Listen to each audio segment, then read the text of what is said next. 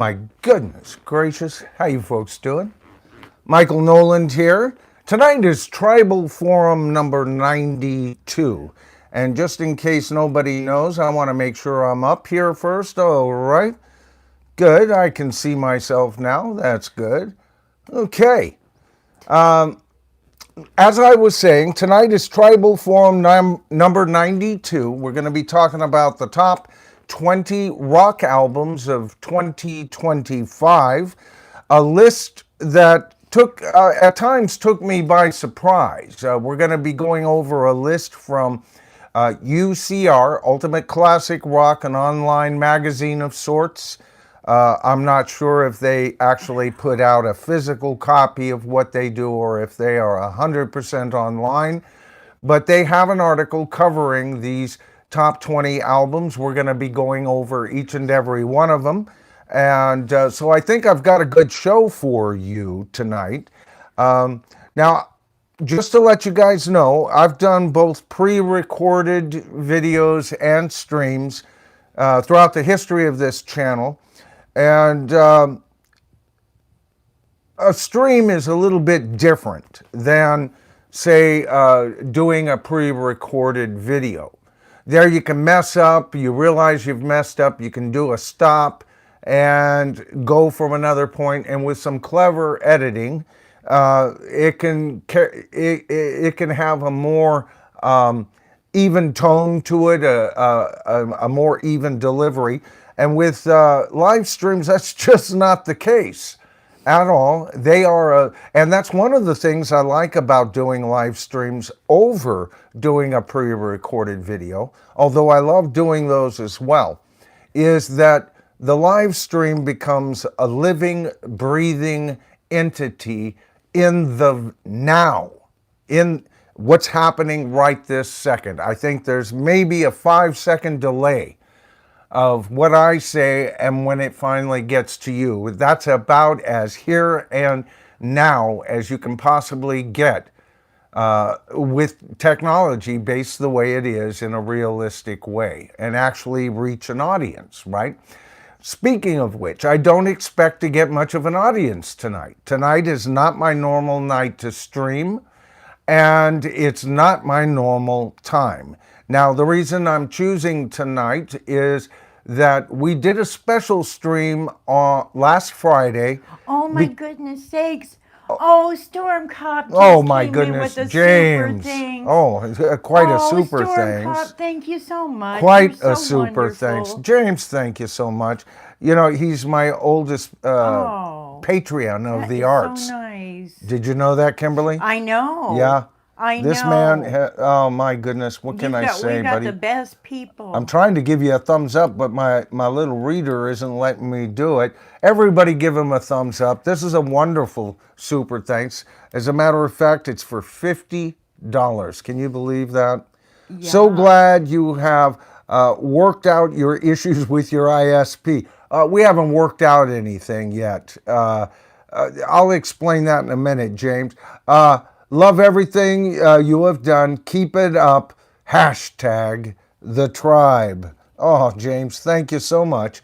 And you can't know how important these super thanks are to us, folks. They really have kept this channel alive. I don't want to spend too much time about that, but a lot of channels are experiencing the same thing. Channels bigger than me are experiencing the same thing, and they are complaining and have been complaining for the last 3 or 4 months, and I've been complaining for over a year and a half. I think it finally, I bleed bigger while bleeding smaller than a lot of those channels, and so that rather big bleed to me is quite noticed, and I noticed it about a year and a half ago. Views started going down, the algorithm being trained to attach to certain channels.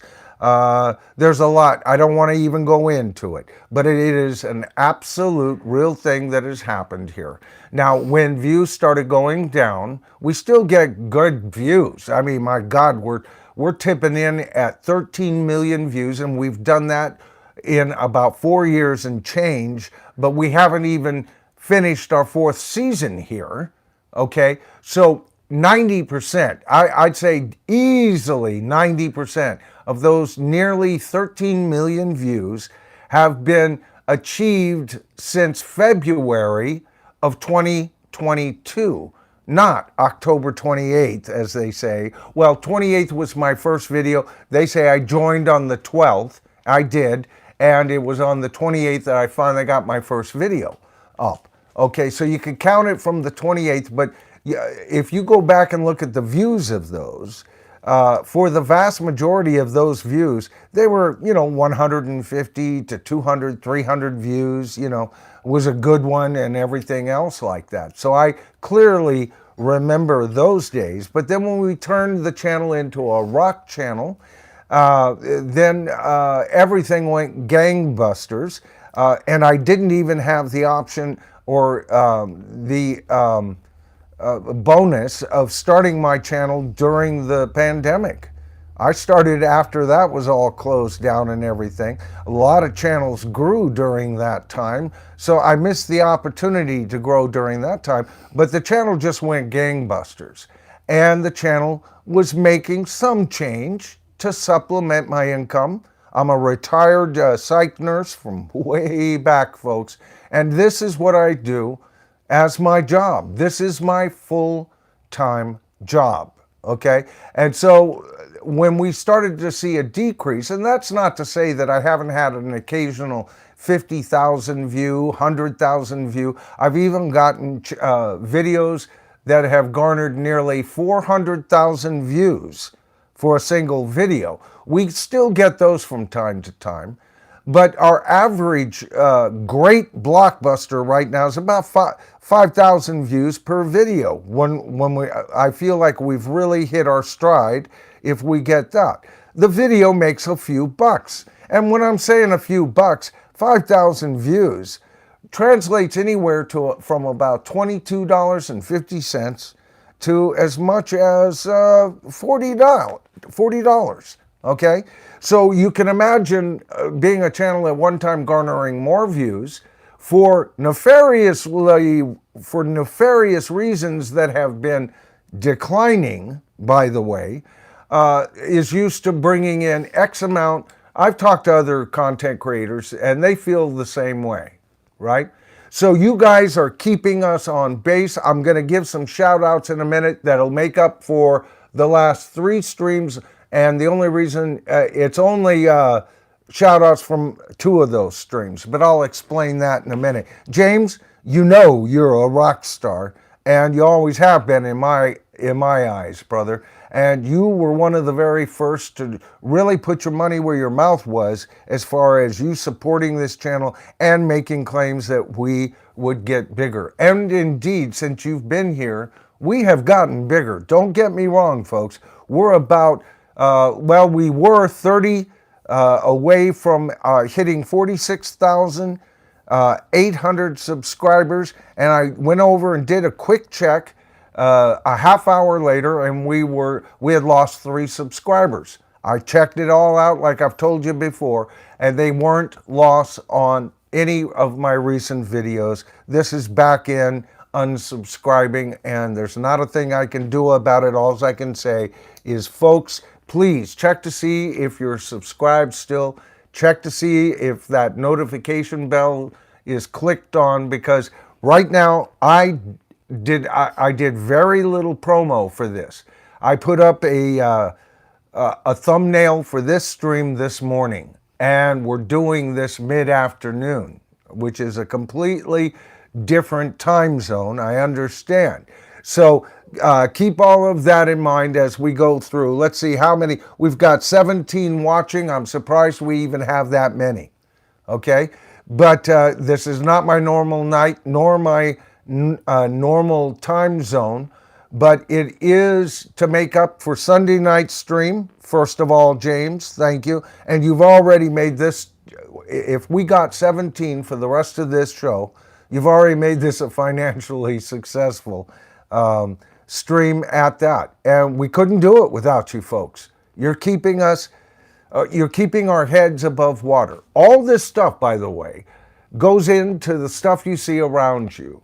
Lighting for the studio, batteries for things like that. Okay, replacement of cables, buying a program that's better to edit with. As a matter of fact, we've got a computer we haven't fully taken advantage of that I put in, and that cost a pretty penny, and that's pretty soon due to show up right here in front of me, and is going to have a lot to do with us improving the stream as it goes by. So I'm sorry I'm taking so long with channel business tonight. When I get going, I think you guys are going to really enjoy tonight's stream. I did want to say be on the watch for trolls. They're out and about, but I know there's another stream coming up here pretty quick, if not already happening, that they're primarily interested in. You know who the folks are. Primarily, there's two of the little shit disturbers, and they have many guises. Use your power. All of those people who have wrenches attached to their names, highlighted in blue, are the tribal marshals. These are folks I've gotten to know. James here, Storm Cop 55, who that's his handle, who just gave us the $50 super thanks. He is a tribal marshal, and I always say use it with great discretion, but especially you old timers out there who have been with me from the beginning of this rock channel. All right, and James, you're one. Okay.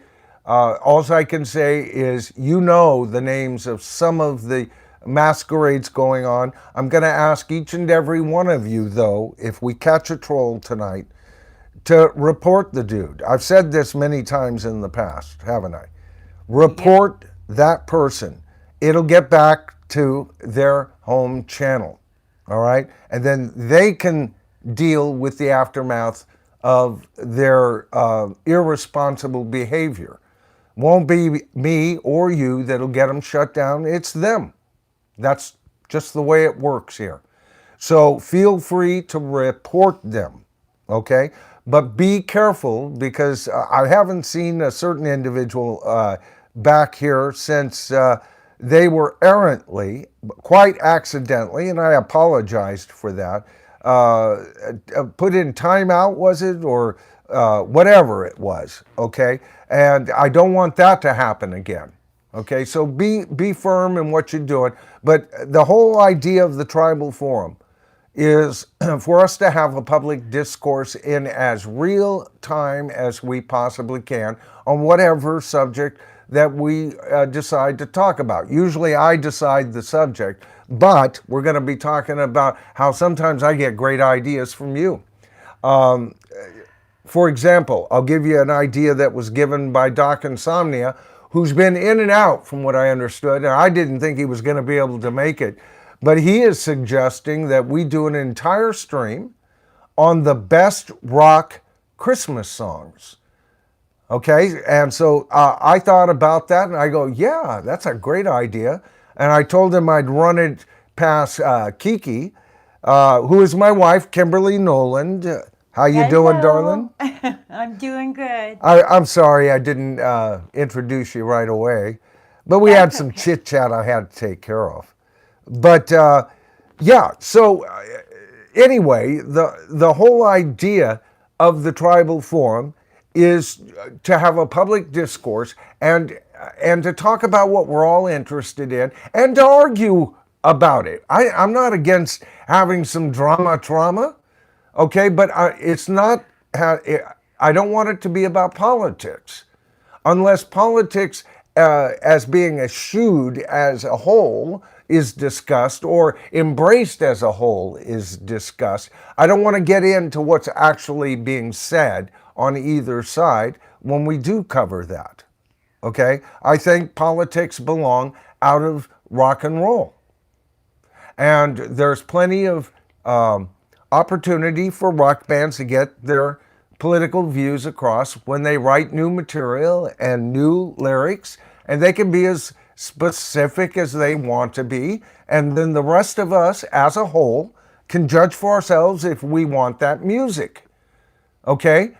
But there was a time, and I always think about Roger Waters here, where he knew how to write between the lines instead of club you over the head like he's a caveman in his message. And guess what? one of his albums is one we're going to be discussing tonight. Okay? Let's see. So I took care of that. I want to thank everybody. We've had a mild increase in views, by the way. All right, I talked about a decrease in views. That's overall. Then we hit this skimmy part, and we're kind of coming out of it. I've been impressed with the views we've been getting for weeks now. We're just starting to come to life, and a lot of that has to do with you folks hyping my videos when they come out. Now, I don't think you can hype a stream live, and I don't even know if you can hype a stream after the fact, but I do know that if I share a portion of my streams, I put it out as a regular video, that you can hype those. All you have, it gives you the opportunity. The second that you hit that thumbs up, it'll go hype video. You press that, then there's this big blue button. I'm talking about if you're on your phone, of course, and you hit that, you'll send it, what is it, 350 points, babe? To the leaderboard every time somebody does that? It depends. Yeah. Because there's different amounts on different videos. Right. I don't understand it. Right. Now, you as a viewer can do, maybe that has to do with size of the channel and everything. I don't know, because It I've might noticed be. that. Yeah. Because you watch channels that are a lot bigger than mine. Well, yeah, there's a couple. Yeah. Yeah. And so the point system might be different there. Yeah, But it doesn't yeah. matter. I'm sure the fairness of the algorithm is that this is to help everybody all around. I'll see Yeah. that when I believe it. I know. Yeah, with YouTube, yeah. And I don't believe it. But yeah, so anyway, you guys have, I've seen us up at 8,000 points. Okay, that puts us pretty, relatively high on the leaderboard, and those videos are getting that extra traffic. So without even giving a super thanks, all you have to do is give a thumbs up and then a click of a button more, and you've helped us out. And that's when those kind of videos do make the kind of money I was talking about. Anywhere from about $22.50 to $40. Maybe here in Christmas season as much as $47.50-ish, something like that. But every little bit helps. It helps me pay the overhead that it takes to pay for this studio. So thank you very much. Like I already gave you a count on where we are as far as views in total and the size of the channel. Everything else is going. Of course, we have tribal merch, folks. This is, and one of the first few times since we've corrected our image and corrected the sound, that you can actually see this thing in its total glory, all right? And this is the original tribal mug. Okay, now each mug, this one comes with a smaller picture of me and the channel's name and everything. The perfect cup just to drink whatever it is that is your go juice and watch the tribe. It's almost like being interactive once you've got one of these things, right? I mean, now we're in the now, and you can even share a cup with Java. There you go. This is the updated version right here. Slightly larger picture of myself in the back. A mug on my mug on your mug, okay?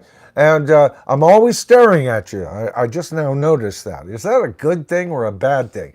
Anyway, this is an opportunity for you to get a bit of merch back for what you put into the channel. I want to thank each and every person that's ever done that. The shout outs that I was talking about are the following. These are the folks that gave super thanks in the last 2 full streams, okay? My Sunday stream was interrupted not only by my internet going down and out, but also buffering while it was going, which is a totally different issue. So there are still pixies and wixies and gremlins and goblins in the works that we're still working out. So that's my my answer to you, James, Stormcop55.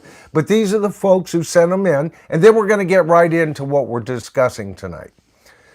Prime Time with Vinny, excellent channel, by the way. I've been on a couple of his streams lately. Can't make them all. I think he had a stream going while I was prepping for one of mine, and I didn't make that one, but excellent. Man knows his Beatles. I'll have to check That it out. I know, that much I know about him, and he does a bang up job over there. He sent us a $10 super thanks. Just the Facts Man, my man, Dan the Man, Dan McNew the Man, Dan McNew the Man, aka Dan's a sweetheart Conquest, too. right? Yeah. Oh Yeah, yeah. he's one of the Four Horsemen over on the Four Horsemen channel, as I am. As you can see, I've been typing in as the Four Horsemen, or typing in as Warhorse. Okay, that's one of the things I'm doing. I've got two accounts going at the same time. My regular account with you that I'm streaming on, and I've got another device set to my Warhorse account. And that's my way of doing further damage to any troll activity, folks. Okay? And by the way, you should subscribe to that channel. I've only got like 34 subscribers over there. I've got a song I put together, a recording, and a sample of one of my shorts. I haven't done anything. I've been letting it lie fallow, but I've got some ideas of where we could go with that. But we got to get it up above 1,000, right, before I can really fully embrace that channel. But if there is enough increase in subscribers to Warhorse, I'm in the comments. Just go to channel and hit a subscriber. Do me a solid, man. Then I will start adding to that as a second channel that will be directly tied to this channel, but in a slightly different way. That's all I can say about it right now. So that's another reason I went in and signed in as Warhorse tonight. Here, I'll go ZZZZZ. There you go. There it is. Okay? That's my second channel. And you guys could help by making it grow, and we could get into a whole different level on that channel if I can get that 1,000 subscribers, because you need the 1,000 first of all to monetize, but that's not my main concern. My main concern is to be able to stream, and being able, is that at 500, whatever it takes to get to stream. There might be an additional live stream for that audience that will cover different aspects of classic rock. It'll still be classic rock, but we'll see how close I go by the rules that I go over here. Okay, let's just keep it at that. All right. Okay, so anyway, I was down to talking about Dan. The Four Horsemen came in with a $10 super thanks. Ben Scheidecker came in with a $5 super thanks. I answered Ben. He asked me if I had gotten his last super thanks on my last stream. I didn't get his on my last stream, nor did I get Brandon's. I'm sorry, Brandon. I didn't cut it off or anything. It just didn't come through. And the only reason I bring it up is I hope you guys are watching, because I don't want you to be charged for something the channel didn't receive. So that's my answer to Ben, but he did just before that come in with this $5 super thanks. Thank you, Ben. I appreciate it. Deuces Wild was in with a $2 super thanks, swinging the deuce hammer. All right, that's what we call the $2. Someone saw the 50 and, I was going to give 2, but that's not going to happen. Yes, it will. And you know what? James, aka Stormcop 55, would be the first one to tell you. $2 helps. Oh, yeah. You get enough of those in one stream, that'll pay for the stream all by itself. Thank you so much, Deuce. Are You There came in with a $5 super thanks. Just the Facts Man came in. This now is the second stream we did. It was the emergency, not the emergency, but supplemental stream. And we got Just the Facts Man in with a $10 super thanks. Rockin' Robin Bird with a $3 super thanks. What is that? Is that a deuce and a half? Yeah. A deuce and a half hammer? It's She swung very the deuce much and a half hammer. appreciated. Yes, it is appreciated. Yeah. All right. I stand duly chastised, my darling. Oh my goodness. And then of course my good buddy Royce Eddings from the Four Horsemen gave us a $10 super thanks. All right. Okay, so that gets us to, let me make sure I'm not skipping any last minute there. Yeah, no, I took care of that and that and this and that. Okay. One of my favorite Gilligan's Island episodes when I was a kid was the one where the South American dictator lands on the island, you know. And of course, that's one of the ones I always like, the Gilligan's Island episodes with dreams, right? And Gilligan dreams that he's a South American dictator. And now the guy that's made him a puppet is the South American dictator that's on Gilligan's Island. And he goes, but I don't know what to tell them. I don't know what. He goes, oh, it's easy. You promise them a little of this, a little of that, you know. And Gilligan, of course, gets up there. I promise you this and that. Oh, my goodness. Now, I did want to read this. So we're getting back to the main subject for tonight. These are the top 20 rock albums of 2025. Okay? This is a great list, first of all. For the most part, there's albums I'm aware of. There's albums that I know very well. There's albums that I wasn't aware of at all. Okay? So it runs the gambit. And that's why I wanted to run by somebody else's list tonight, because while I've been setting up this live stream and everything, and so much of it taking my attention, I haven't been able to listen to the usual amount of music that I normally do on any given year. So I feel a little bit behind and betwixt, but I'll be correcting that very soon. But here's how they set up this entire article. They said, as classic rock finds new ways to expand in the 21st century, the artists whose careers stretch back half a century or more continue to grow too. As the list below of the top 20 rock albums of 2025 shows, some of those artists look back to their past for inspiration, while many others move forward with new members, new music, and exciting new ways of expressing themselves. The best albums of 2025 as selected by the UCR staff. So this is UCR staff that have made this list. This isn't the result of, say, a poll by its readers, or by a group of critics or anything like that, or specifically Michael Noland's list. Okay? We haven't even gotten to what I've thought. Okay, but I will be giving my thoughts as we go through this list. This is by their staff and what they think are the top 20, and they rank them. We're going to go from number 20 all the way to number 1 tonight. Okay? It says, as selected by staff include many familiar names, a few more recent ones, and artists whose career have weathered the turmoil and ups and downs of, well, for decades. Whether it's new collaborators or renewed relationship with former bandmates, these artists don't merely rest on their pasts. Okay? Not all of the year's best albums were recorded in the 21st century. This is an addendum. Bruce Springsteen headed back to his vault for a compilation set that uncovered unreleased recordings. I thought it was unreleased entire albums, but dating back to the 80s that, for one reason or another, have sat on the shelves for years. Technically, archival recordings that finally saw the light of day. The box is among the year's best, in their opinion. So that's going to be on this list. We'll see how high.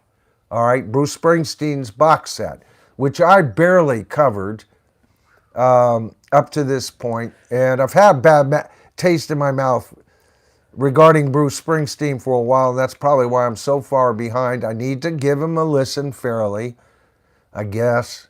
Okay, so I'm not aware a whole lot of what's on Bruce Springsteen's latest box set. I did that because I feel like I'm gonna sneeze here. As you look over the top 20 rock albums of 2025, a theme emerges, they say.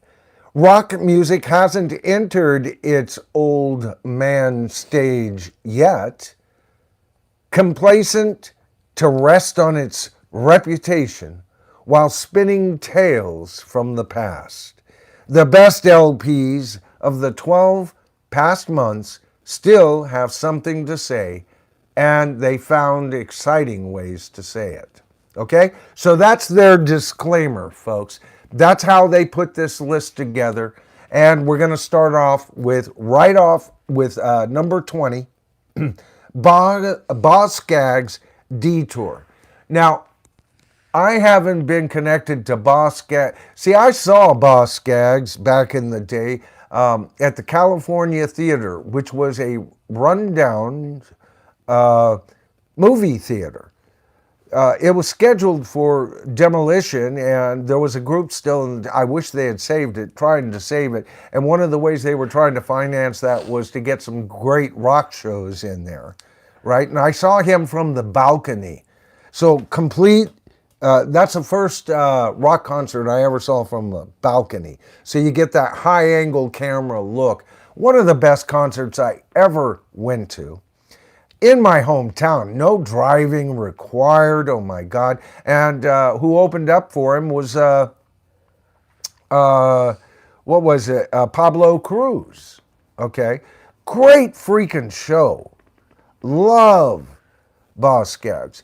And then I met my wife Kimberly, who I love Boz Scaggs. Boz Yeah. Scaggs. Although he's not everyone's cup of tea, but Oh, I think he's got a lot of fans. I think that he's one of those acts because he's evidently been putting out stuff, babe. I just lost contact with him. I think you have too. Yeah. And you're a Yeah. major Boz Scaggs Yeah. fan. Yeah. But you like him back in his heyday, to be real honest, right? yeah. I got this album out. You know, I have it digitally, and so I played 3 tracks for Kimberly, and I could see it on her face. First of all, she was just like, "Oh, okay, this is kind of different."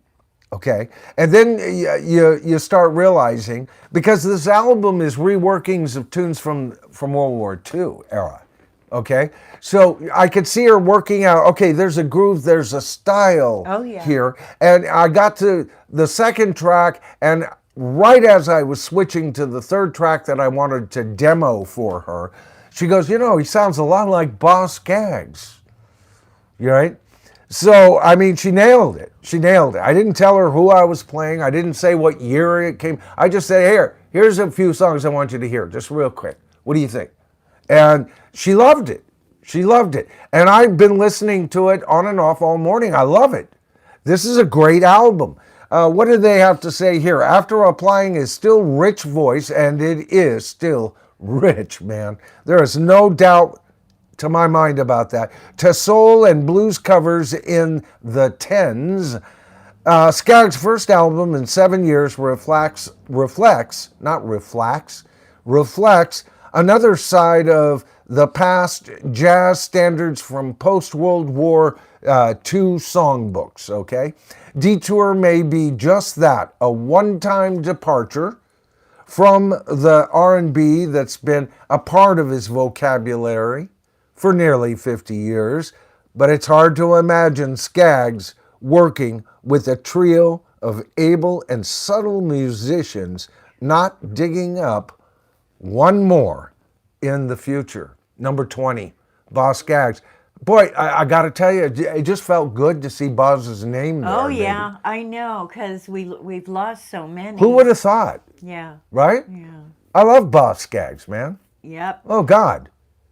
And his big hits, I was aware of him before that. I was aware of him even before the big hits. Yeah. But aware of him. You know, I knew friends who had his albums. I'd listen to them and everything. Never bought one until, you know, Lido and all that stuff started coming out. All right, at number 19, ranked far too low, in my opinion. Far too low. What do you guys think out there? Let me know, Kimberly, if anybody thinks this is ranked either too low or just right, or it shouldn't even be on the list. Okay. Dream Theater. Okay, Dream Theater's number 19 with their album Parasomnia. Or Parasomnia? Parasomnia. I guess is how you would say that. Somnia. No, it's somnia. Parasomnia. That's what I've been calling it. And my regular viewers will know this album is in contention for my number one spot. And it's number 19. Yeah. And I discovered I never got into Dream Theater. One of you folks kind of gave me the nudge. I'm into Dream Theater now. I'm trying to catch up. Give me a while. Storm Cub says he's never heard of the band. Yeah, well, I had heard of them. I had heard of them. I'd heard a couple of their cuts back in the day, but for whatever reason, maybe back then, I'm trying to remember when they got started. Maybe this will say. I mean, they go back a ways, 20, 30 years, maybe. Oh. And for whatever reason, I was maybe I was listening to Life in a Northern Town. Now somebody goes, that was Dream Theater. Because I knew there were several bands that had that kind of name going on. Wouldn't that be something? Was that Dream Theater or was that something else? Something Dream or something Theater? I don't know. But I love that song. If anybody knows, type in who recorded Life in a Northern Town. I love that. I bought that album, so if it was, I don't think it was Dream Theater, but I'm working my way back. This was my launch point, this album. I am not an expert in Dream Theater, obviously. Okay? Obviously. I'm not claiming expertise, but I can tell you this freaking album is amazing. Caught my ear immediately, and I go, wait a minute. And there's been a lot of bands that I've heard that you guys have asked me to check into, and I have, and I've been pleasantly surprised, but not like this. The Dream Academy. Ben. Dream Academy. Ben Thank you. Scheidegger said, yeah, the Dream Academy. Thank you, Ben. I did buy that one. I loved that album. Yeah. That was, oh man, that hit the spot, didn't it, Ben? Yep. That was like a Thanksgiving meal. That song. Yeah. Just Life in a Northern Town. Oh, baby. But anyway, here's what they have to say about its pick. The first album by Dream Theater's classic lineup in 16 years. Okay, so their classic lineup hasn't been available for they go back a ways. Yeah. Okay. All right. Wastes little time returning to the band's progressive metal touchstones, and maybe I will have a problem with some of the stuff they've done since this lineup, but I can tell you my next excursion will be with the lineup that created this masterpiece. This is a freaking masterpiece, folks. This album is amazing. Parasomnia features 8 tracks averaging nearly 9 minutes each. Okay, so it definitely has some progressiveness to the sound, all right? No doubt about that. Multi-part instrumental suites and a concept centered on sleep disturbances. Right up my freaking alley, baby. Yeah. Right? Absolutely. Doesn't that sound like, yes, that's what Michael will have. Yeah. If you were to order my Sonic meal tonight. Yeah. Oh my God. You definitely are an insomniac. Yeah. Oh yeah, give me a 15-minute solo every time. Yep. I'm there. I'm there for the whole experience, baby. Yep. And then it gets to the point where it'd be nice if they had some more singing. And then the singing, that's why I love Yes. Yeah. It's all very cerebral. Cerebral's good. Yeah, cerebral's good. Matched by music that's as demanding as it is head spinning. God, they spot on with this one. I don't always, matter of fact, the writer who wrote this, there are times when I go, man, this guy talks like me. Okay? I swear to God. Between a hazy dream state and a walking nightmare. Oh, yeah. Right? It sounds like something I'd say, huh? God. Yeah, yeah. No, baby, you gotta love this band because it's like a dreamscape and a walking nightmare, man. Yeah, okay. Doesn't that sound like me? Yeah. Good yeah. Lord. Yeah. I love it. Okay, so at number 18, I wasn't aware this band was still doing music. They were all they were an off band that I liked at times. I never bought an album by Little Feat. Now they're a great band, and I've enjoyed listening to them. Okay, but I wasn't even aware they're still up up to the plate. Okay, but they've got their new album, Strike Up the Band. It's at number 18. Here's what they have to say about it. Coming off 2024's blues-inspired Sam's Place. So evidently that was something that was, pretty cool. Little Feat settles back down. Settles back down. Okay, so that was a departure. Blues-inspired. I always thought they had a bit of blues. Anyway, okay.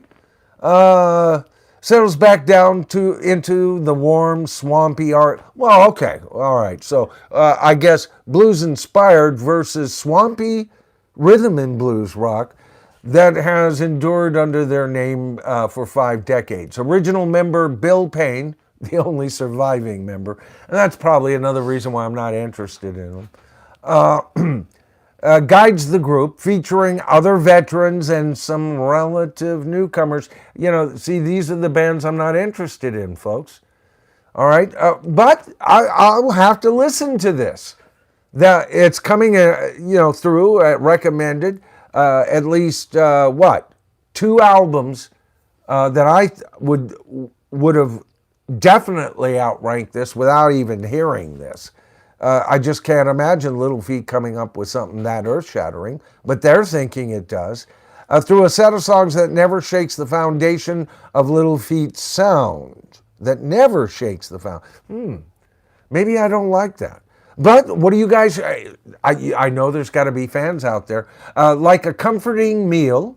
I just said another album that was a comforting meal for me. See, this guy talks like me, man.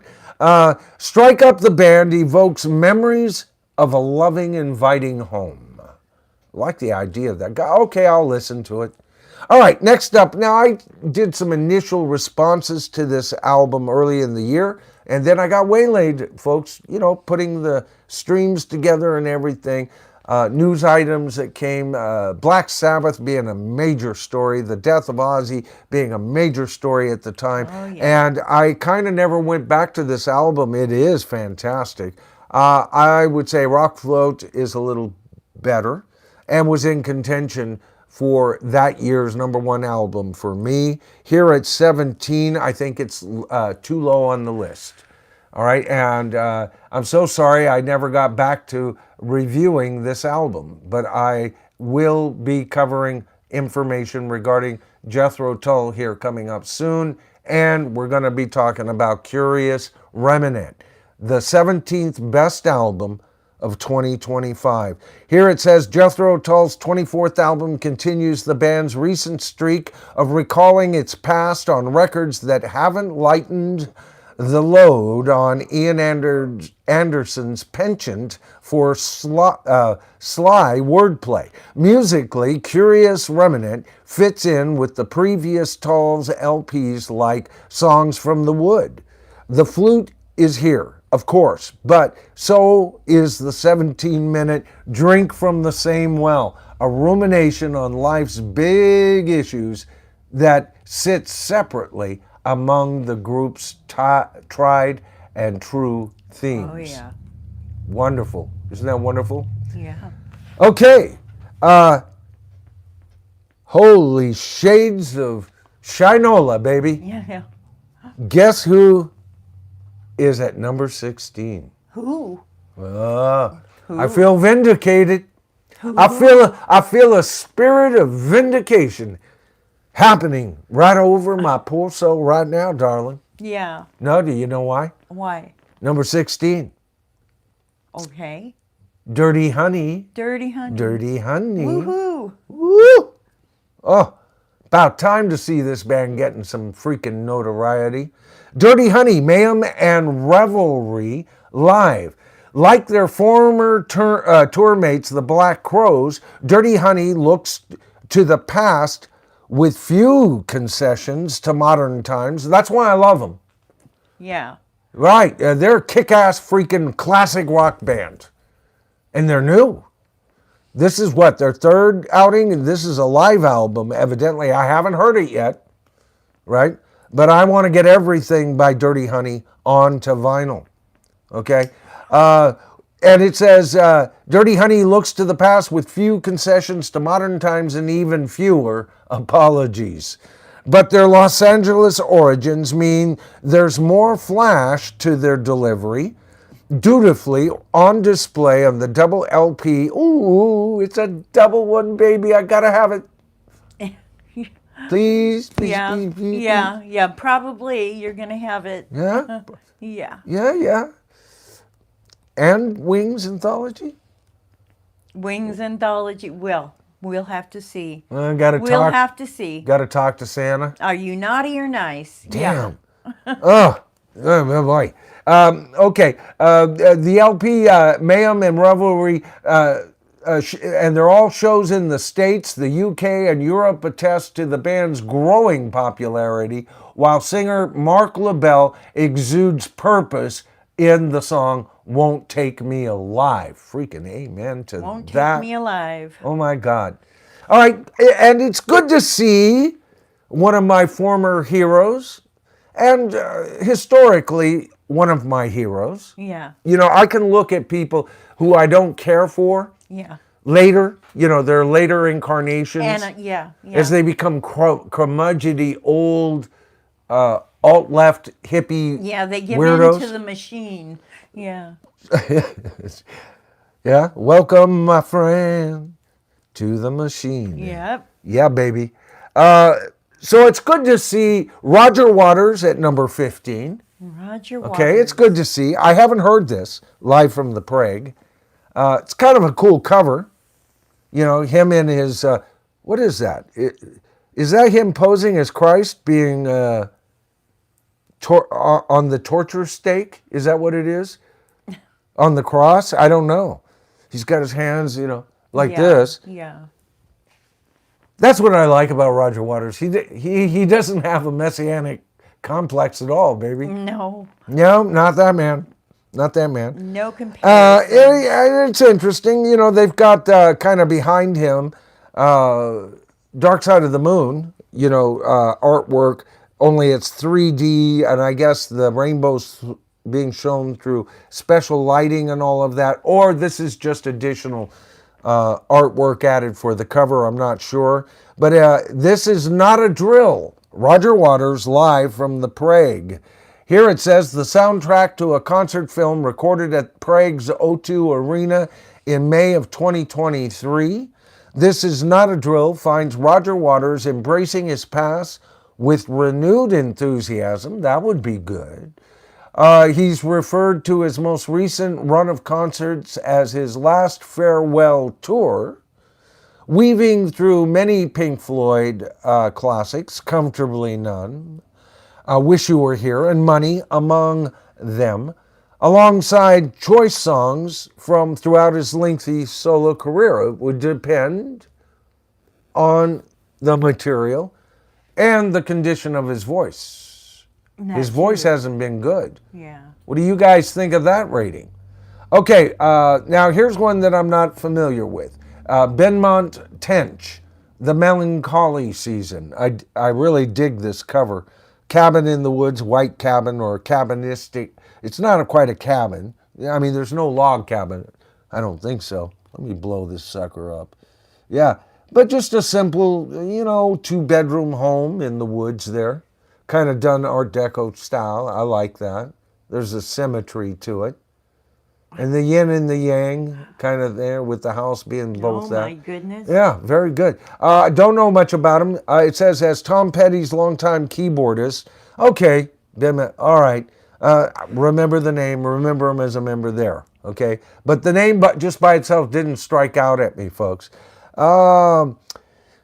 Okay, so it says, as Tom Petty's longtime keyboardist in the Heartbreakers and studio musician with a lengthy resume that includes the Rolling Stones, Benmont Tench has spent decades yielding the spotlight to his more famous collaborators.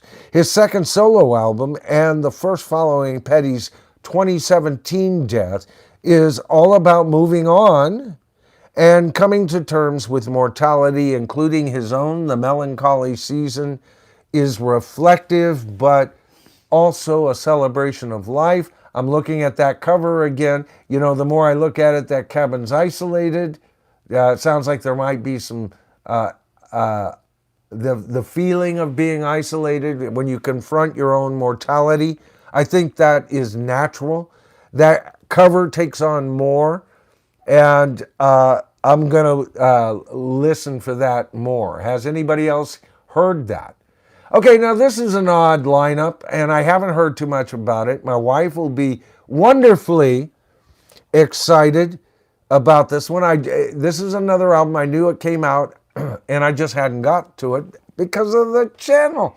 But Elton John and Brandi Carlile, Who Believes in Angels, number 13, I love baby. them both. I love them both. Yeah, me too. Yeah. Me too. Yeah, me too.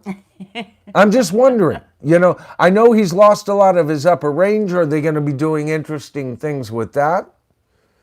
Is this an album of duets, or is this, well, let's read the blurb on it. Working together in the past makes Elton John and Brandi Carlile's first album-length collaboration seem like a summit between old friends. Yeah. A summit, that's a kind of a cold word to use. A summit, yes.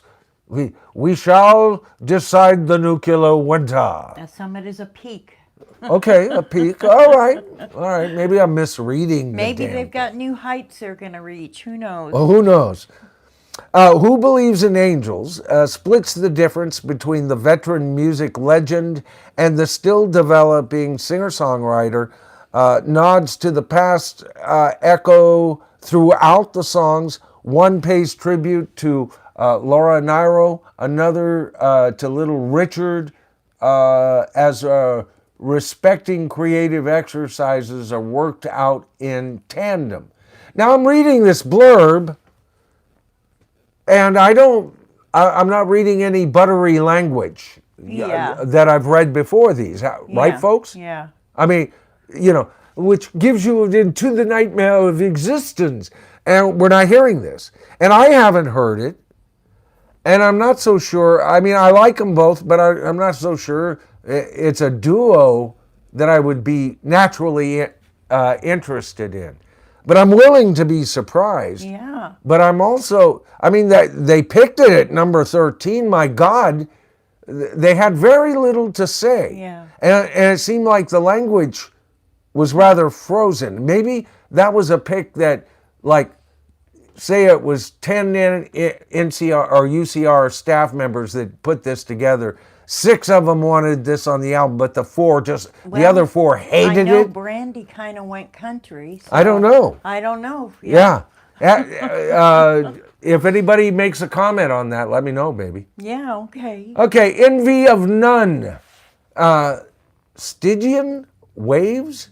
Stygian. Oh, Royce just Stygian? got in. Stygian. Stygian. Stygian It's Waves? very dark. Very Stygian. dark. Stygian, huh? Stygian. Yeah. Well, I don't know nothing, Marshall. I'm just dumb stinging. No, not that kind of stinging. All right. Not aware of them at all. Envy of None. Let's take a look at the album cover here. Okay. Weird as shit. Okay. Nothing turns me on. Looks a little cold, clinical. Envy of None. Stygian Waves. Okay. All right. But you know what? There are a lot of bands that didn't visually turn me on. I guess this is a duo. I was going to say, you know, bands that didn't visually turn me on, Men at Work weren't exactly. Colin had a look that you got used to real quick, but at the very beginning, he kind of looked goofy, you know. And that was at a time a lot of guys, I mean, the Eurythmics, Dave looked goofy, and Annie Lennox very beautifully goofy. So there was a lot of bands I didn't care for the look of. They were less organic, more made up. And this kind of, I don't know. I don't know if that's that or not. Interesting.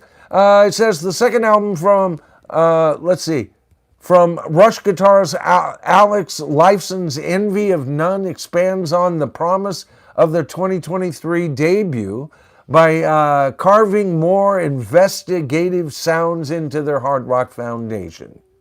So this is Alex Lifeson's deal. I haven't been into his solo career at all. The second album from Rush guitarist Alex Lifeson's Envy of None expands on the promise of their 2023 debut. Okay. By carving more investigative sounds into their hard rock foundation.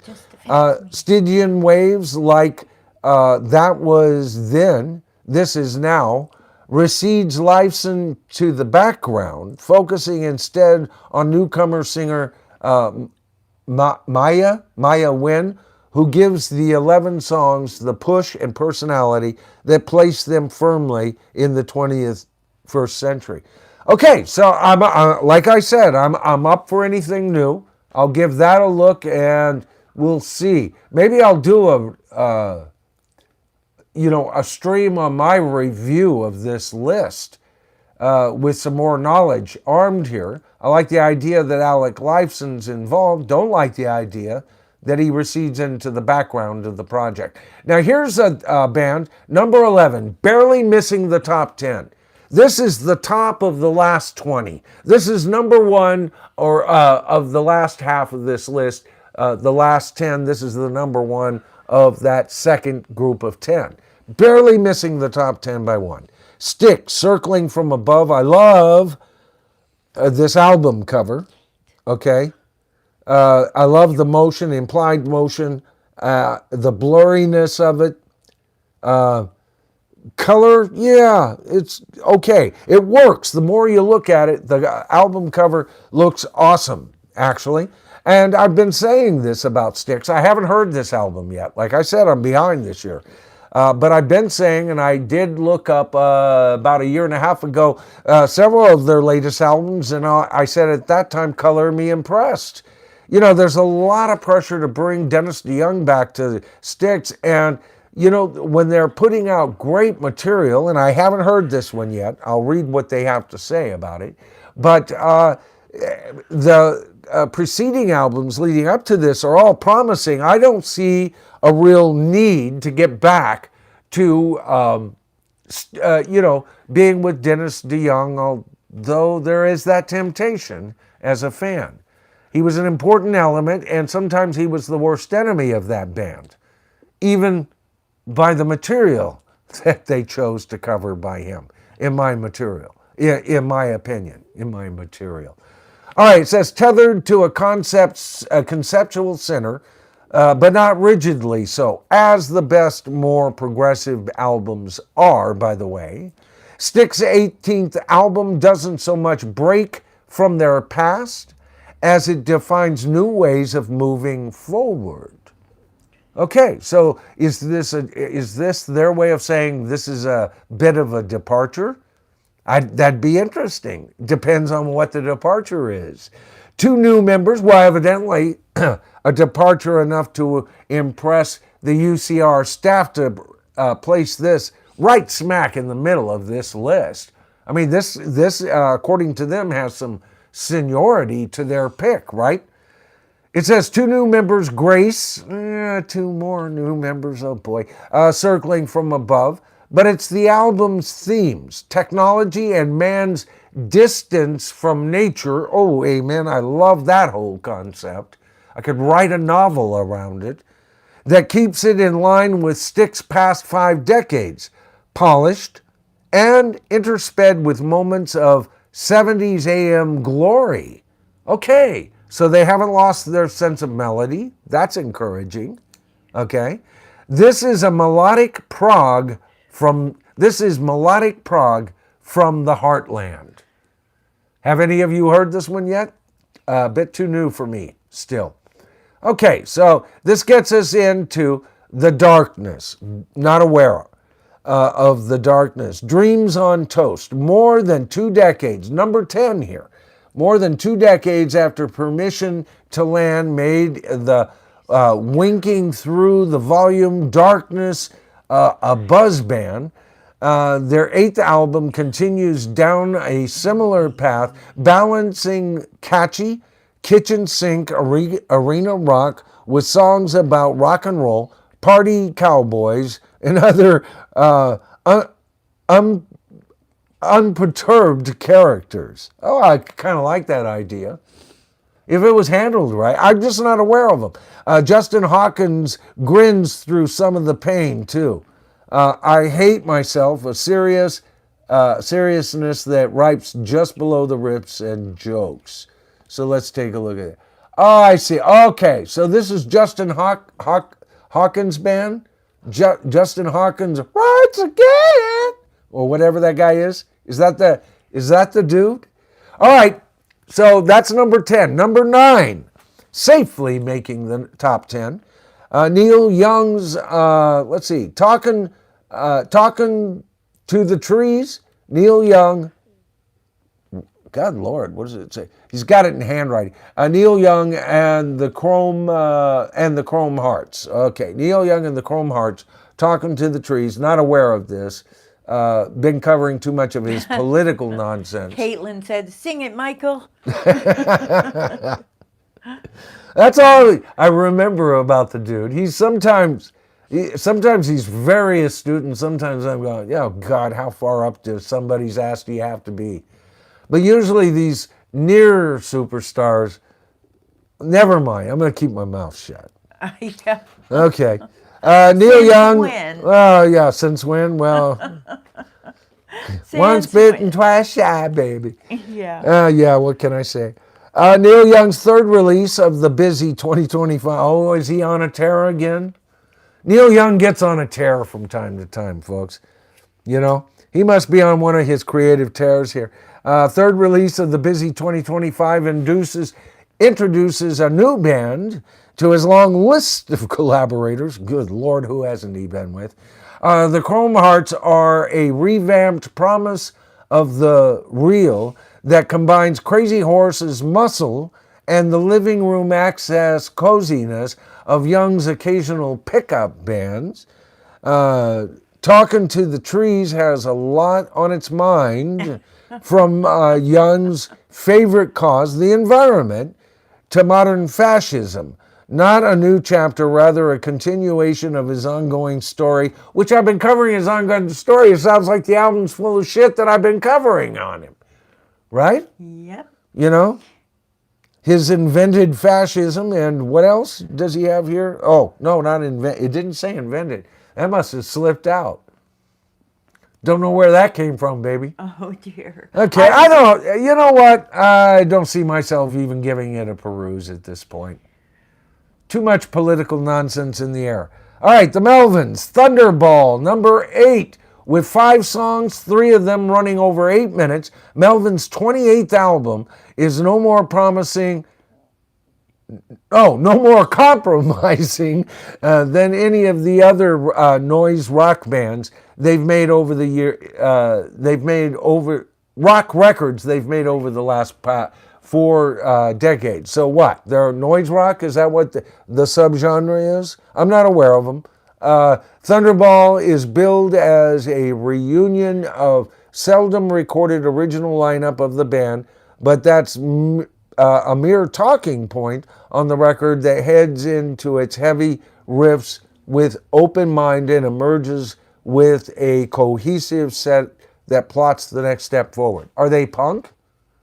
Is that why I'm not aware of them? Noise band. Or what's the difference between a noise band and punk? Somebody educate me, please. What's the difference? Yeah. I don't know. No, there might be a specific difference, but I don't claim to know every subgenre in rock and roll. Yeah. All right, noise band. I hadn't heard the term. Me neither. I've heard a lot of bands that I could have applied that as a term. A club band or something? A club band? Yeah. You know, where they make all that noise? Yeah, I don't want to say yay or nay about them. I've heard of the Melvins. I've heard the name, but I never looked them up or anything. Wasn't any curious. Nothing that I read about them pointed me in their direction, so that's probably my ignorance. But I'm going to listen to this. I want to know more about them. Yeah. And why they got as high as number 8. Yeah. But you know what? The real question, the biggest freaking question on this list is number 7. Oh. Freaking wow. Ringo Starr Look Up. Oh, enlighten us, Ringo Starr. Oh, God almighty. Maestro said noise is hardcore. Hardcore. Yeah, Okay. hardcore. So Hardcore. Okay, and there's hardcore I like and hardcore I don't. and Ben Scheidegger says noise is just like rap.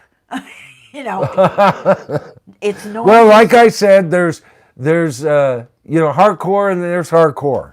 I love me some hardcore, but a lot of, and this goes all the way through any music genre that's popular these days. When you go hardcore, even hardcore jazz, hardcore anything, Yeah. you run a danger Yeah. of crashing into the wall at about 128 miles an hour. Yeah. But you also risk some phenomenal things that people haven't heard before. Yeah. And there are artists who have crossed that line. It's like being a test pilot. You got to be damn good at what you're doing. Otherwise, you're just a fast machine shaking itself to death. Oh, Caitlin says noise rock is more experimental, whereas punk is a foundational genre. Okay, but what would you call jazz rock? Like a Mahavishnu Orchestra. That's very experimental. Huh. And yet I've never heard them called a noise band. So just stuff to think about, for the future. Like I said, I'm willing to be educated, I'm gonna Caitlin. look into it. Yeah, if I don't know the answer to something, the expert, an expert is a guy who knows or a gal who knows where to go where get to the get answer. the information. Right? Yeah. So I'll find it, but the whole concept. But this thing about Ringo Starr, come on, let's get back to Ringo Starr. Come on. First of all, I'm a major Beatle fan. I love Ringo. The Beatles wouldn't have been the Beatles without Ringo. And after his famous album, the Ringo album, I've never collected anything from Ringo. I did do a review of this album when it came out. I did say that this album is very well recorded. The balances are wonderful. There's nothing wrong with this album. Why in the fuck is it on this list? This is at best a good country album. Yeah. Okay? At best, this is a good country album. Yeah, you Why don't is it? think of Ringo doing country, but Huh? I like country, so Yeah, and that's fine. I like good country too. yeah. But we're talking about the top 20 rock albums. That's Kate the says title of their damn. 9 Inch Nails are a prime example of noise music. I like 9 Inch Nails. Okay, then you might like noise. Yeah. Yeah, I love 9 Inch Nails. So, yeah. Here's what it has to say. Ringo Starr's country music bona fides go back to his Beatles day. Oh, I see. I see what they're doing here. Yeah. They're doing the old Rock and Roll Hall of Fame. This is what rock and roll really is.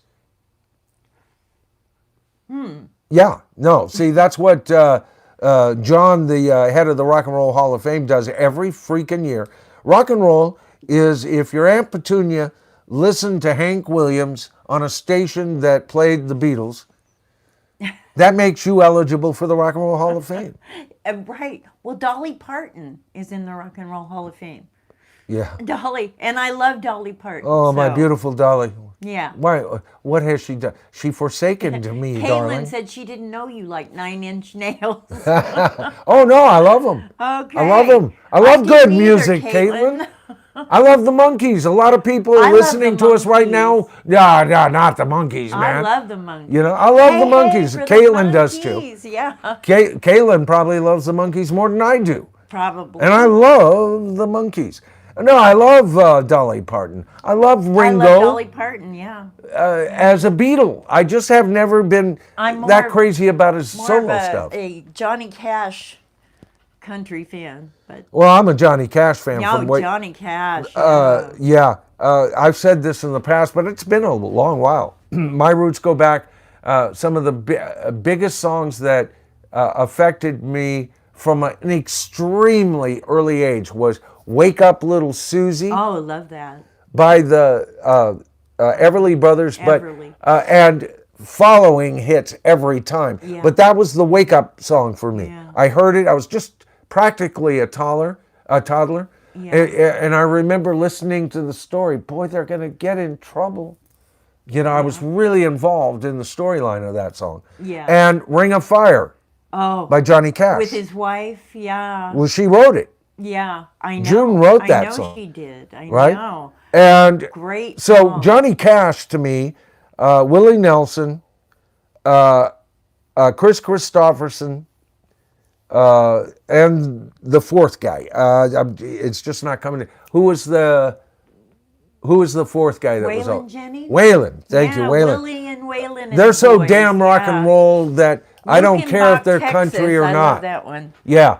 But Ringo, no, I'm sorry. So anyway, let's go. So they're going to back their way into why this album is on this list. It is a country album, folks. Yeah. All right, there are country albums that Johnny Cash has done that I've loved. I would not put on this list.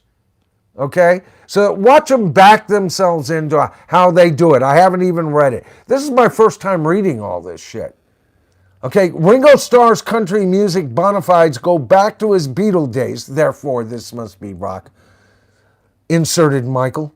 So it's not too surprising that he sounds at home on these 11 songs made in Nashville. Oh, there's a rock and roll town for you, if there ever was one. With producer T-Bone Burnett and guests Lucius Larkin-Pohl and Alison Krauss. Well, who isn't Alison Krauss hung up with these days? Yeah. Well, as if, oh, see, Alison Krauss, who sings occasionally with Robert Plant, who comes from Led Zeppelin. This must be an album that should be on the top 20. No, in the top 10. Number 7. Yeah. Yeah. What a load of codswallop. Yeah. Yeah. Right? Yeah. Are you kidding me? See, I've To spent quote most... Lord of the Rings? Yeah, Kimberly and I are talking, so I'm not even looking at the camera half the time here. I just can't believe this shit. Well, Okay, so next, Jason Isbell. Not familiar with Jason Isbell. Foxes in the Snow. I kind of dig the cover. This wooden model house. If you look at it real closely, one shutter is in disrepair. That might mean something. Looks like it's got 11 tracks. Right on the cover, it's got a track listing. That's unusual. It says, freshly divorced with scars still showing. Whoa. So an artist expressing pain, obviously. Divorces aren't, they don't come without some sort of scarring. Jason Isbell unplugs his first proper solo album, an acoustic showcase for new songs about heartbreak and pain. The singer-songwriter explores familiar themes on the road to healing, giving Foxes in the Snow a warm sense of autobiography. Isbell picks the pieces of these songs, laying them and his heart naked in the process. It's a tightrope of an album, deftly treaded. Okay, so I like the cover. Don't know anything about him. Is he a country star? Because a lot of this sounds like a country approach. The album cover looks like it could be from a country. That's a country home. Like I said, with the third floor, what is that, a flower pot, tilted off and everything. You get a sense of down home. If that is a country album, it's on the wrong list. If I'm wrong about that. Southern. Is anybody writing in about Jason? Not Jason that I Isbell? can see. No? Okay. All right. Okay, but so I don't know if that's well placed or not, to be honest with you folks. Okay, number 5. And I think slightly underrated. It should be a bit higher on this. Okay? Number 5. Just so happened to have already bought this album, folks. Okay? Here it is. Number 5. Number 5, Alice The Cooper. Revenge of Alice Cooper. Oh my God. Caitlin must be going, woo, woo, Oh, Caitlin woo. had to I'll go. bet you she's just, woohoo. She had to go. She's yelling, oh, did she? Oh, too Yeah. bad. Oh, man. This was Caitlin's moment. This is my moment. Oh, she'll be sad. Because she there's missed 2 it. albums on this list I actually have. I love this. And by the way, folks, this is his release just before it. This is fantastic, too. This is fantastic. This is fantasticer. Yeah. I'll tell you what's been happening with me on this album. I got busy. I couldn't get back to listening to it. Listened to it all the way through twice. Oh. But I also had on YouTube a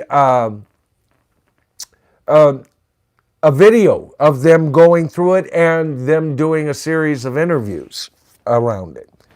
And my old phone, where I usually will put on an old-time movie that I know every word to it as I go to sleep. And I turn my screen down, right? I darken the screen, and I just listen to the dialogue, and I go into this, this mantra of just following it. Then my mind wanders, and it's background noise, and I gently fall to sleep. And I didn't know that this older phone had Next on its YouTube picked. And so for about 2 weeks now, when it's done with my movie, and at any given time during the evening, I can kind of come to wakefulness and everything. And I've been here. It's going through this album. It's going through The Revenge of Alice Cooper. And I'm going to tell you right now, the key to absolutely adoring this album is repeated listenings, because it gets better and better every damn time I hear it. Here's what they have to say about it. The first album by the original Alice Cooper group since 1973's Muscle of Love checks all the right boxes. From dances of the macabre to production by Bob Ezrin, the band is a real presence on The Revenge of Alice Cooper, lending Cooper, the singer, an edge that's been softened over the decades of overexposure. He guides his old bandmates through new songs that recall their shared history while bridging their years apart. Okay, this should be higher. This should be higher. This is a classic rock album masterpiece. I've updated it to masterpiece state. Yeah, Sox Bulletin says his favorite of all time, favorite singer, Alice Cooper. Wow. Yeah. Yeah. Major influence on me, Sox. Loves this album. Major influence on me. Yeah. Man, I've told the story. I wasn't the first to get into him. I didn't get into him until 72, and I bought Killer while I was still living in North Carolina, right? Yeah. At a drugstore. Big old ugly snake, I go, got to get that. That looks rock and roll. And I've never turned back. Got all their stuff before. And I'm a major Alice Cooper fan. And if I put my top 3 albums on the list, Alice Cooper would come in at a very close number 3, not number 5. Okay? Yeah. And what he is outgunned with on my list is just the pure outgunned drive from Dream Theater's Parasomnia album, or one other album, and my love affair with Alice Cooper, torrid though it be, is nothing to the love affair I have for my number 1 spot. And so it's a matter of just being a bigger fan of another person. But basically, my top 3 albums, which includes Parasomnia and the Revenge of Alice Cooper, and one other we'll get to before I'm done tonight, are all pretty much tied and are great for different reasons, because they're not even in the same subgenres of rock. Alice Cooper is more shock rock, theater rock, uh, the mythology of the Alice Cooper character rock kind of thing. Dream Theater is just pure, blazing, just some of the best prog with melody. And no, oh God, I'll go into that later. Okay, but completely different than Alice Cooper. And my number one album is so different from those two approaches that it practically makes them mates, right? They're the exact same approach, even though you can distinguish the two. Number four, I can't say anything about this. I don't know if it deserves to be on here or not. We already talked about it. It's Bruce Springsteen's Tracks 2, The Lost Albums. See, now that's what I heard. It was The Lost Albums. They said they were just hiding behind the fact that these were past recordings, right? Number four, Tracks 2, The Lost Albums. Here's what they have to say. Gathering 7 previously unreleased albums recorded between 1983 and 2018, Bruce Springsteen's second tracks box set picks up more of the spare parts he abandoned along the way. Some of these records should have been released back then, or at the very least given a chance to shine a light on overlooked songs. The Lost Albums highlights Springsteen's breadth as a songwriter, carving out 7 distinct portraits. Okay, so you guys know I'm not a fan of the man and his politics or his choosing of the politics. It's not even his politics that I'm not a fan of. It's the fact that he needs to shove it down everybody's throat. But I'm also a major Bruce Springsteen fan. If these recordings go back, and like I said, this is just one of those albums I haven't had time to listen to. If these recordings go back to the time of his heyday especially, my God, I'm excited about this. Now, is it high enough to be the 4th greatest album? Maybe. I would have no trouble. I don't have to like Bruce the man to give him a thumbs up. I would love to see him come out with something that I haven't heard that's wonderful and different and powerful and showing me the same kind of writer and singer that he has been. Okay, so I have a question mark on that one. Okay, number 3, third best album. And I meant to listen to some of this because I'm really hot for it. I think I saw one track that I listened to. I loved it. And that was a couple of weeks ago. I just haven't gotten back to it. David Byrne. Talking Heads, baby. David Byrne, Who is the Sky? I love this album cover. Matter of fact, it's one of the ones I put on my thumbnail. Very colorful, very David Byrne. What the hell is this? Is this just a weave of plastic kind of? Yeah, it looks like somebody made a that's weird. And then a figure in the middle. I love it. Very psychedelic. Very psychedelic, baby. You know? That kind of cover, I love that. Let's see what they have to say. Like American Utopia, the 2018 album that became a Broadway hit, and then a Spike Lee movie, David Byrne's 9th LP looks for hope in a sea of hopelessness. Okay, Who is the Sky? Okay, keeping in mind there. Recorded with the New York City avant-garde ensemble Ghost Train Orchestra, Who is the Sky combines Talking Heads-like musical exploration with a keen sense of wordplay that's both wry. I met Buddha at a downtown party, for example, and poignant. Everybody laughs. David Byrne at his best has always been the soundtrack of that entire subgenre of music for me. I love it. I'm hoping it's that good. I would have no trouble with David Byrne winding up as high as number 4 on my list, just out of these. Now here's the big surprise one. I don't know what to do with this one because I wasn't aware of this one, and then I listened to it quite a bit today. Number 2, Cheap Trick, All Washed Up. Man, they ain't all washed up, baby. Yeah. I played you a couple of tracks. They're good. Yeah. The melody's there. The approach is good. The musicianship is good. The mix is good. The energy is high level octane. Yeah. We haven't talked a lot about Cheap Trick, but they're one of the bands I love. They'd be in my top 25 bands. Yeah.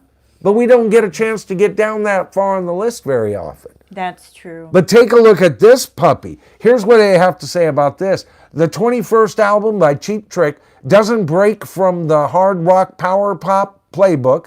Yeah, hard rock power pop. That's Cheap Trick, right? That doesn't, they've got pop, but that doesn't mean they're not a kick-ass band. These guys are great. They always have been, right? They've been following since day one, despite the winking title, which is all washed up. A reference to both their 1980 All Shook Up and the plight of rock and roll veterans struggling for relevance in the streaming world. All Washed Up is the Illinois Quartet's most enjoyable record in years, sounding for the world like it came straight from their 1970s golden period. They are dead on with this Review. quick blurb. Yeah, they're dead on. That I couldn't have said it better. Matter of fact, I won't even try. How does that sound? Number 2, Cheap Trick, man. Number 2, that number 2 rock album. Now, number 1's a bit of a departure. And it is finally, after a lot of debate, gonna take the number 1 spot, folks. Spot. Number 1 spot. Here it is. Saving Grace by Robert Plant. Of course. Now Saving Grace is the name of the album, and it's also the name of the band, of which Robert Plant is the lead singer of. There's a lot of co-writing going on here, a lot of input from band members equally, a lot of spotlight. What's her first name? Susie? Is that Susie? She plays accordion. I've done so much reviewing. My regular viewers knew this was going to come up as my number 1. But look at this. I was shocked, folks. Oh, and by the way, I bought it mainly because I bought this, right, which was the 50th anniversary of Led Zeppelin, right? And I should have brought out, I also bought the Led Zeppelin live EP. So it was my way of creating a 5-disc box set to replace the Beatles anthology. That's why I put this album on my top of my list when I was thinking, maybe I'll get the Sands album by him and what's her name, and I went with this one because it just kept growing on me. Number 1. All right, now some of you may be thinking, yeah, but that's not really rock and roll. Well, it's as rock and roll. It's a hell of a lot more rock and roll than anything Ringo came up with. And it's rock and roll to me is not just thrashing bands and stuff like that, guitars or traditional playing of it. This is very rock and roll. Okay, this is a wonderful album. Here's what they have to say about it. Robert Plant continues his 21st century roots, revivalism with a new band that sounds like it's been part of his fabric for the last 20 years. Saving Grace, the band, and the album has almost telekinetic ability. God, I love the way this guy writes. To be one step ahead of Plant. The music is pulled from the past and sounds like it's been tucked away in a forgotten closet until exhumed here. This Americana via blues, gospel, country, soul, and for good measure, Plant dusts off an old song by Memphis Minnie, who provided Led Zeppelin with When the Levee Breaks, covers of Blind Willie Johnson, Moby Grape, and the indie band Low, span close to 100 years. I have said this album has a timeless quality to it, haven't I? And they have just said the same thing. Plant, in his relentless pursuit of music history, gives Saving Grace its vibrant, pulsing heart. So I'm looking at this list. There's a few that I'm not aware of. I've been totally honest of that. But the amount that I was aware of and the fact that we have gotten to this point where we can put 20 albums, nearly 20 albums, that are truly classic rock that deserve to be on somebody's best list. Now, I'd like to ask you guys something. What does that mean to you? What does this list mean to you? Is this going to be a guide for you to choose and watch or listen to and buy new material? You know, perhaps request a Christmas gift or two from this list. How many of you are familiar with Dream Theater? How many of you are even familiar with Robert Plant, for that matter? We might have brand new viewers or new to the channel, and you know, I kind of gave up on Robert Plant after his solo career from way back. Some of you gave up on him after Led Zeppelin. Some of you didn't like him at all. He shouldn't be on anybody's list. Do you agree that Ringo's album belongs on this list? Were there any albums that you thought for sure would have been on this list this year, and Well, it didn't even get a Ben mention? says David Gilmour live at the Circus Maximus in Rome was released as a live album back in October. Right. I listened, he said, and watched the film. He says it belongs in the top 5 on this list. Okay, and that was Ben? Yep, Ben Yeah, Ben, thank you. Scheidegger. Yeah, I wasn't aware. I mean, I was aware of the album, but I haven't heard it yet. So now Ben just gave me more homework. Yeah. Yeah. All right, folks, that's going to do it for tonight. Boy, we went for an hour and a half. It took a while to get through. And I know that this isn't my normal, my normal streaming time, nor my evening. I just felt like I wanted to get up and make up for Sunday's stream. It'll probably affect Wednesday's stream. All right, so keep that in mind. My Wednesday stream, let's see. Yeah, that I don't see that as happening tomorrow. So we'll shoot for Thursday or Friday, and then we'll get back onto the rope. What did you guys think of this earlier time? We don't want to lose viewers, and I know for a few of our key viewers, they couldn't make it tonight because this was a little too early for them, right? But I need to create some distance, especially on Sunday nights, to Royce's show if I'm going to fully support his show. I need more time sometimes, and on top of that, if we come up with on stream and there's a problem with lagging, things like that, and I may need time for it to settle down, and I'm always feeling rushed to complete that stream, and I don't want that to happen. So would as early as 4 p.m. Be good for you folks? Or if not, 4:30. Or you die hard, it's got to be 5, or I can't make it. Because there are those of you, some of you right here in the stream now, I don't want to lose. And some of you who couldn't be here tonight, I don't want to lose. You're too important. Of course, one of the people I'm talking about, just one of them, well, Doc was having trouble getting in. And of course, Divining Dragon, who was at work, can't be in. And Divining Dragon, he's worth his weight in pom-poms, man, that man. And I don't want him out of the conversation online either. So, like I said, and I've said in the past many times, riding a stream is like riding a wild beast. You think you got its rhythm, and then that sucker decides to take a left on you when you thought he'd lurch right. So I'm trying to kind of lay into this. I'm trying to let the channel breathe. I'm trying to let it become something that can change with the times and everything else. So let me know if you see this in review, or be sure to leave a comment on the repeat of this. All right. What is the best time? Because that's where I'm going to be looking. Because when I close up here, I won't be able to see all of your comments.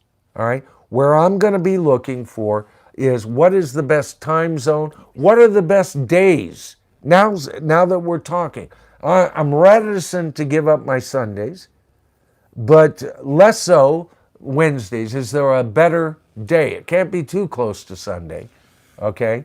Because I need time to recharge my batteries. So now's the time. And that's why I chose to come up here today. I knew I'd have a smaller, more intimate audience. That's fine. I have no problem with that.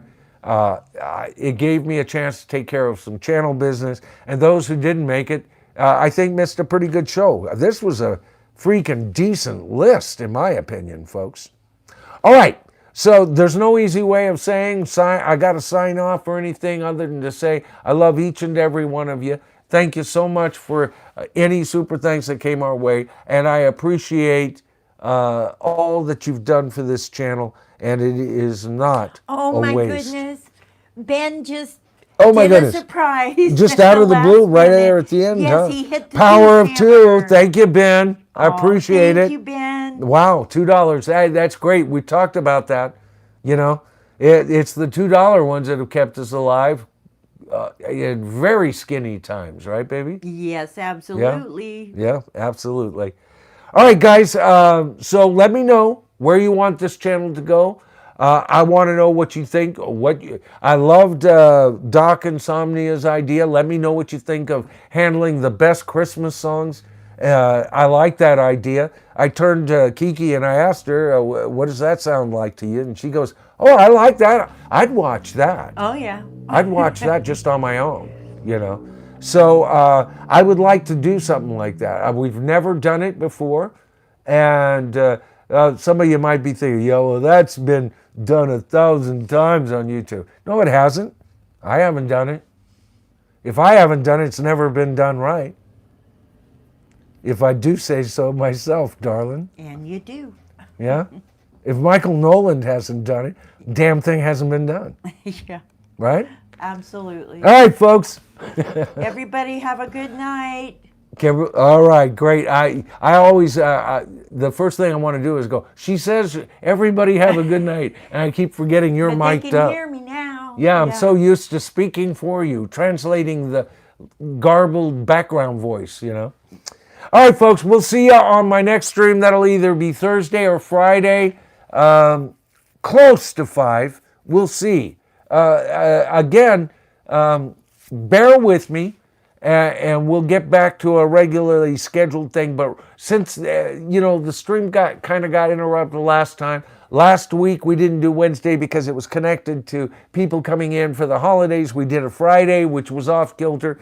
The stream is probably off kilter here, but in the next couple of streams, we'll get it all nailed down and everything. Be sure that you are subscribed to the channel and you hit that notification bell, because when things do go awry, you'll get notified, right? We only had a couple hours to get people up here and everything. So anyway, love each and every one of you, and we'll see you on my next stream. Good night, folks.